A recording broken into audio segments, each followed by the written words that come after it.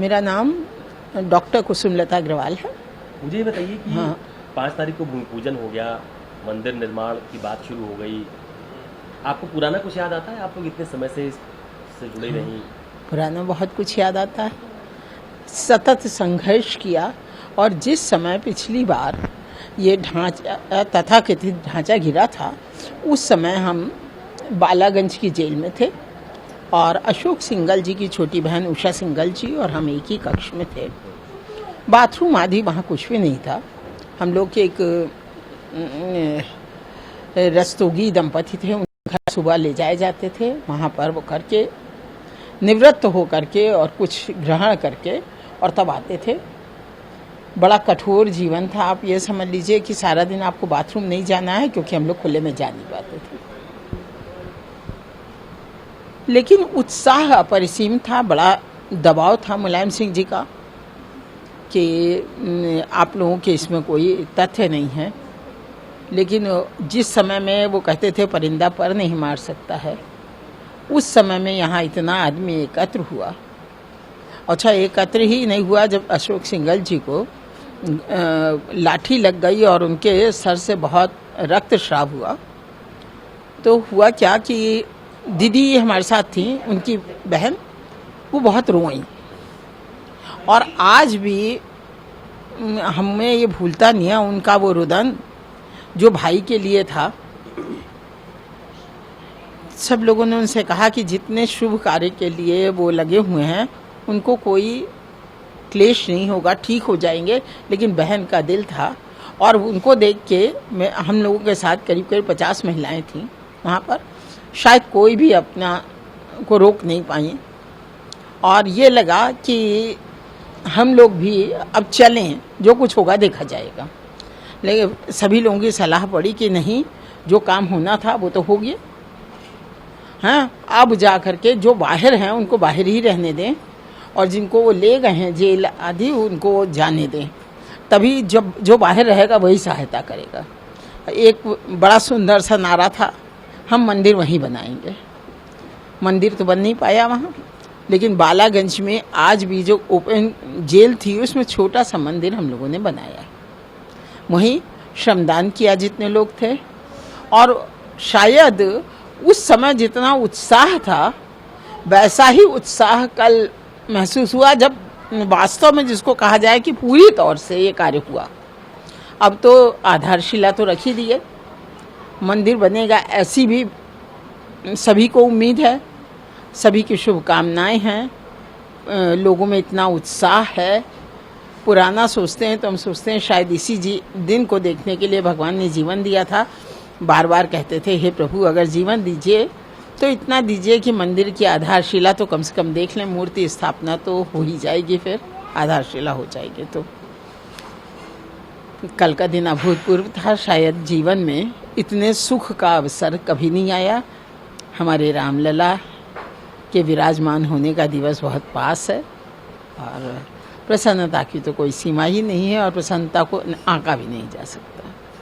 लेकिन एक चीज़ ये है, ये तो सब कुछ हुआ, वहाँ से लौट के आए, सभी भाई लोगों से मिले।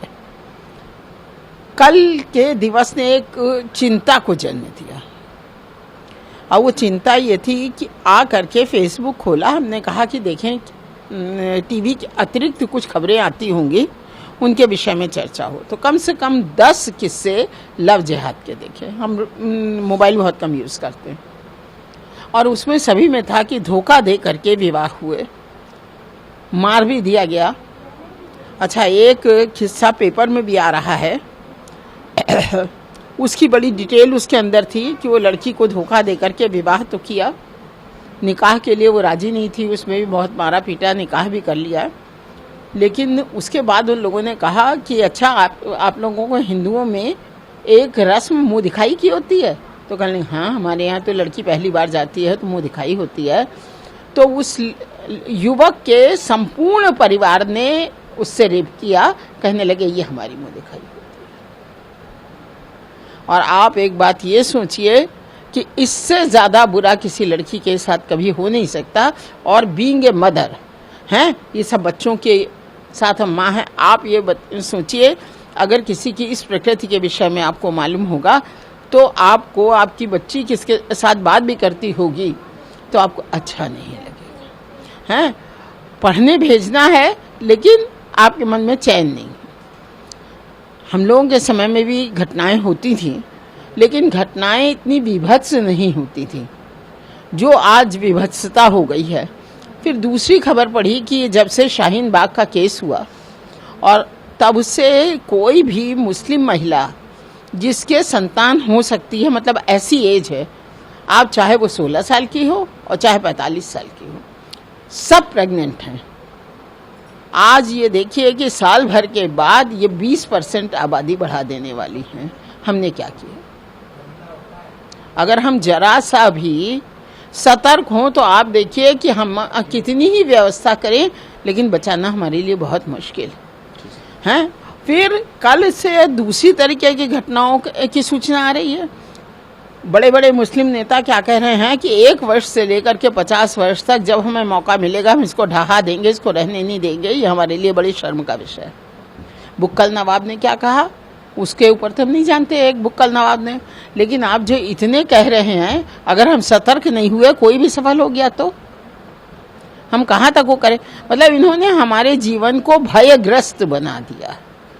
उस जैसे आचार्य जी ने भी कहा, हमें बहुत अच्छा लगा उनकी बात कि हमने उनसे कहा अखंड भारत चाहिए हमको दक्षिणा में।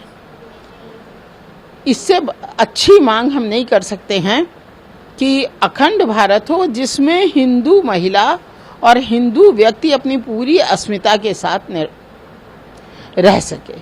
एक पुराने समय कहा गया था, हम लोग छोटे ही थे तब ये बात सुना जाता था कि पाकिस्तान से ट्रेनें आई, पूरी ट्रेन कट के आई। हालांकि हम इतने छोटे थे कि हमने सुना है, 2 साल के 1.5 साल के थे, बाद में सुना, देखा नहीं। तो कहते हैं कि संसद भवन में महंत दिग्विजय सिंह दहाड़े कहने लगे अगर अब पाकिस्तान से एक भी व्यक्ति कटा हुआ आएगा तो हिंदुस्तान से पूरी भरी रेलगाड़ी हम काट के फेंकेंगे, उसमें नेहरू कुछ नहीं कर पाएंगे। हैं, तो अब रह गया सवाल ये कि ऐसा शेर चाहिए दहाड़ने वाला, ऐसा व्यक्ति चाहिए जो अपने निर्णय पे अडिग हो। जो कहा कल मोदी जी ने, भय बिनु होई न प्रीत। जब तक भय नहीं है तब तक प्रीति नहीं है, और राम राज्य की स्थापना करनी है तो ताड़का का वध करना ही पड़ेगा।